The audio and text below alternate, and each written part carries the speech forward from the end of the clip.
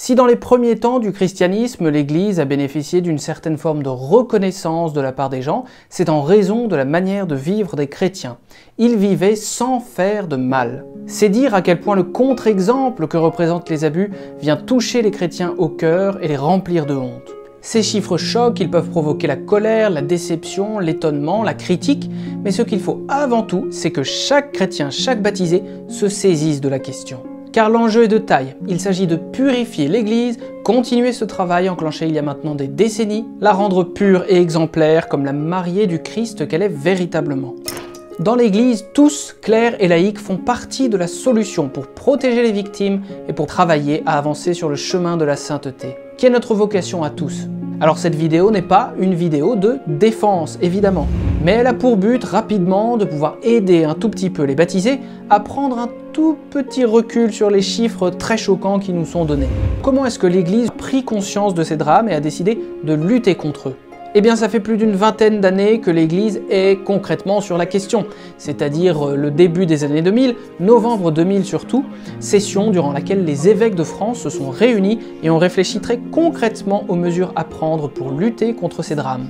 À cette époque, nous étions quand même une quinzaine d'années avant les mouvements MeToo, la prise de conscience des abus sexuels. Bien sûr, ils existaient, mais ils ne sont pas vus de la même manière dans les années 50, 60, 90, 2000 ou 2020. Et on a pu voir que cette prise de conscience a été internationale et dans tous les domaines. La culture, le cinéma bien sûr, le milieu du sport, et que les ressorts de ces inconduites sexuelles étaient multiples. L'Église a listé dans sa brochure « Lutter contre la pédophilie » en 2002, brochure qui a été mise à jour à 3 reprises, un certain nombre de mesures pour se mettre au travail. C'est depuis 2016 surtout que l'Église a accéléré considérablement la lutte. D'abord avec une opération assez inédite de transparence dans son histoire, une facilitation des procédures et des signalements, une meilleure écoute des victimes.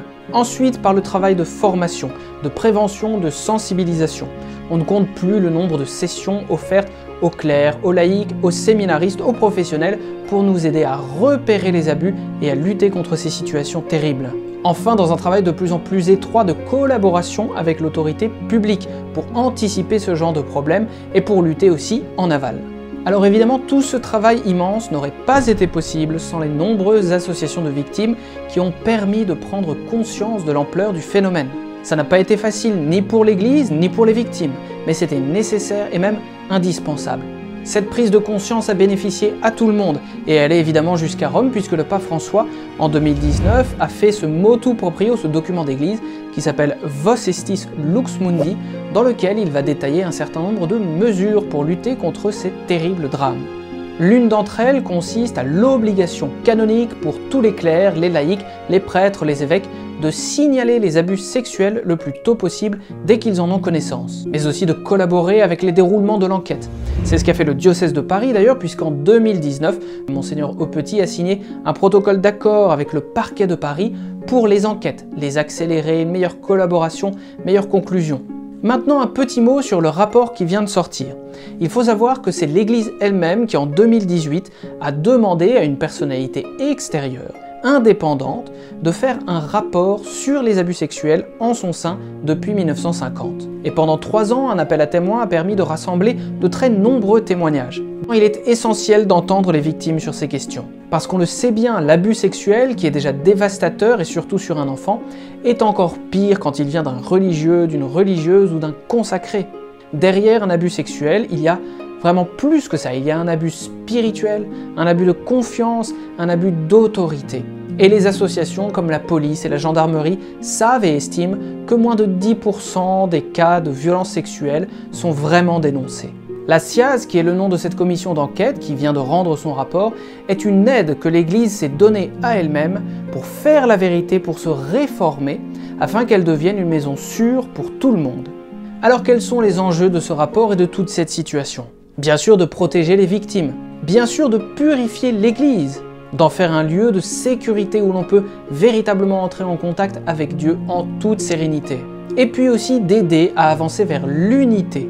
Ce point est très important, parce que l'Église, c'est, comme on le dit, le corps du Christ, et ce corps évidemment ne peut pas être divisé. Or la question des abus est évidemment une question très clivante qui fait mal aux croyants. Certains d'entre eux sont poussés à se demander mais Pourquoi devrais-je aujourd'hui, moi, assumer, payer pour les crimes qui ont eu lieu par des prêtres il y a parfois 10, 20, 50, 60 ans? Eh bien pour vous répondre, je vais vous dire que je pense exactement la même chose comme prêtre. Pourquoi est-ce que moi qui ai été ordonné il y a 1 an, devrais porter sur mes épaules les crimes de mes prédécesseurs d'il y a parfois un demi-siècle ou plus? Est-ce qu'il ne serait pas facile simplement de tout quitter et de m'en aller? Face à cette question et cette tentation, je dois vous répondre avec fermeté, non. Parce que l'Église est un corps, ça veut dire que quand un membre souffre, comme dit saint Paul, tout le corps va être atteint, tout le corps va souffrir. Et donc, tout le corps doit guérir ensemble. C'est donc notre devoir d'assumer ensemble, clercs et laïcs, ceux d'hier et ceux d'aujourd'hui et ceux de demain, ce qui s'est passé dans notre passé, pour que notre avenir soit évidemment sans tache. Au fond, l'enjeu, c'est donc l'amour de cette Église, pour que nous puissions la porter, la guérir ensemble. Chacun doit assumer sa part de responsabilité dans l'Église, veiller activement à la justesse des relations entre les uns et les autres, prendre soin des membres du corps, à commencer toujours par les plus vulnérables et les plus faibles. C'est un enjeu de synodalité, et le synode justement sur cette question en 2023 va nous aider et doit nous aider dès maintenant à voir où se trouvent les bonnes solutions pour que la parole de Dieu soit portée partout sur la terre. Prenons donc un moment aujourd'hui pour prier pour les victimes et pour l'Église, pour prier pour notre amour de l'Église, et je vous dis à très bientôt.